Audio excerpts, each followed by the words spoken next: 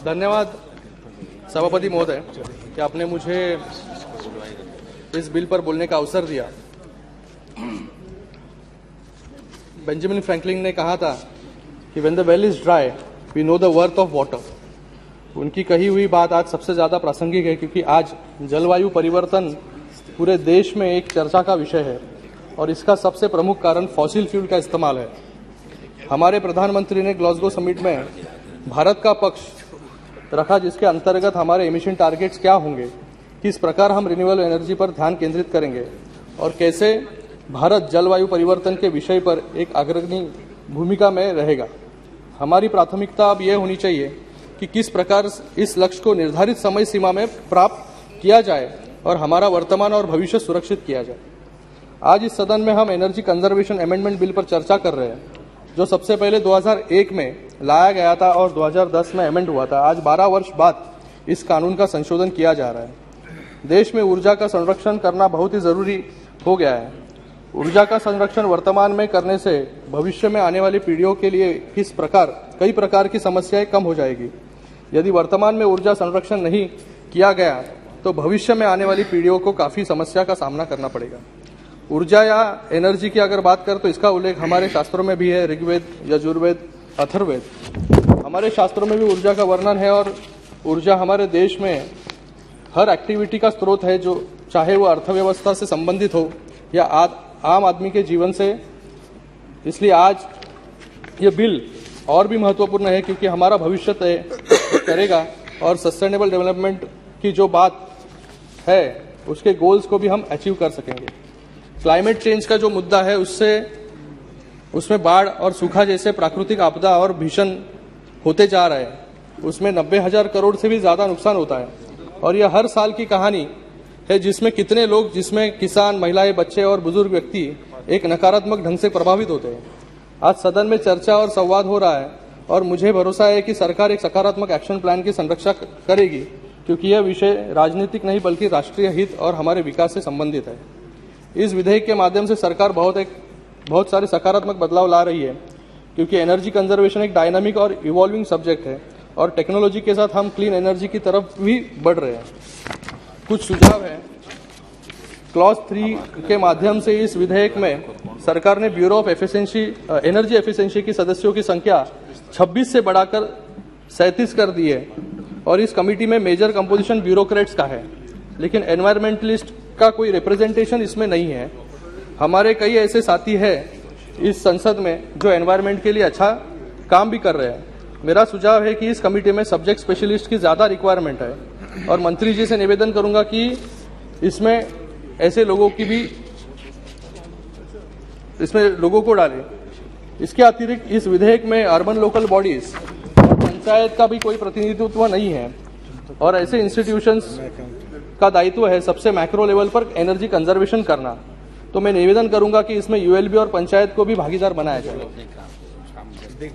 मेरा पहला सुझाव और एक सुझाव है कि रिन्यूएबल एनर्जी के अंतर्गत सबसे ज्यादा शेयर सोलर एनर्जी का है, लेकिन वर्तमान में सोलर एनर्जी का प्रयोग सिर्फ इंडस्ट्रियल या कमर्शियल एंटाइटीज द्वारा किया जा रहा है और रेजिडेंशियल सेक्टर में अभी भी यह स्कीम पॉपुलर नहीं है।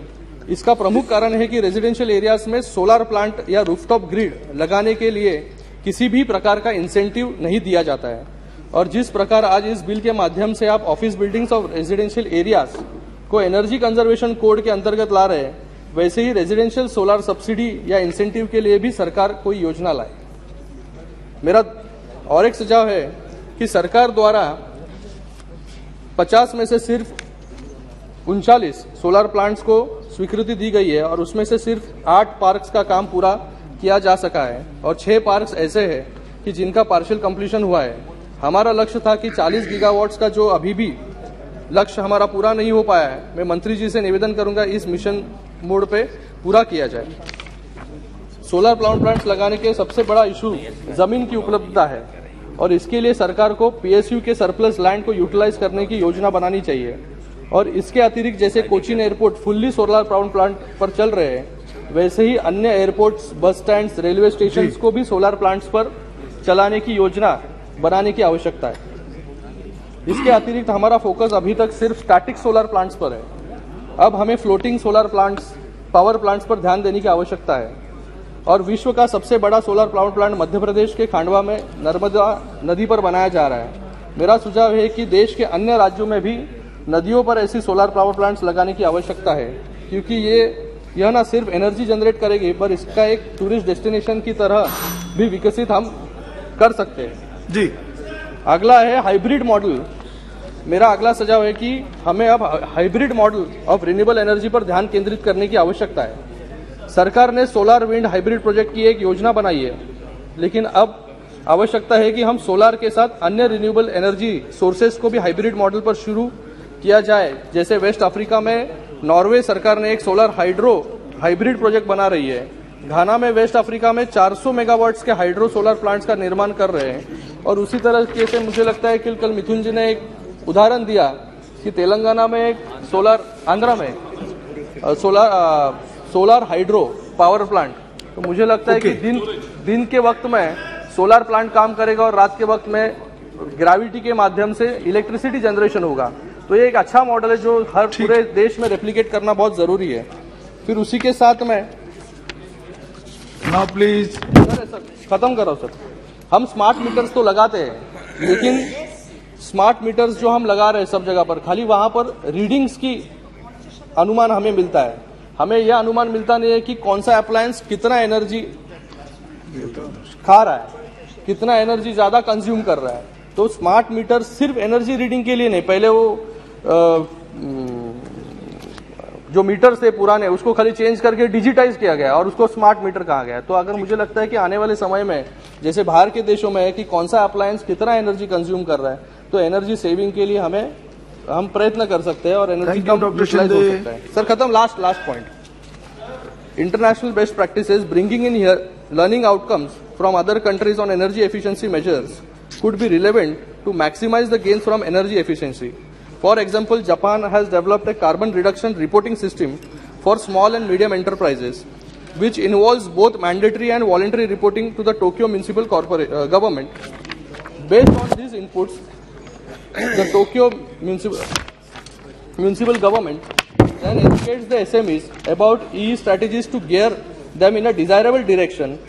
In Curitiba, Brazil, an improved public transportation system has led to one of the lowest per capita gasoline consumption in Brazil, despite the second highest car ownership rate.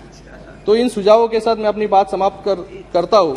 और ये बहुत अच्छा विधेयक है कि मैं इसको माननीय मंत्री जी कुछ सुधारों की भी आवश्यकता है। मैं उम्मीद करता हूँ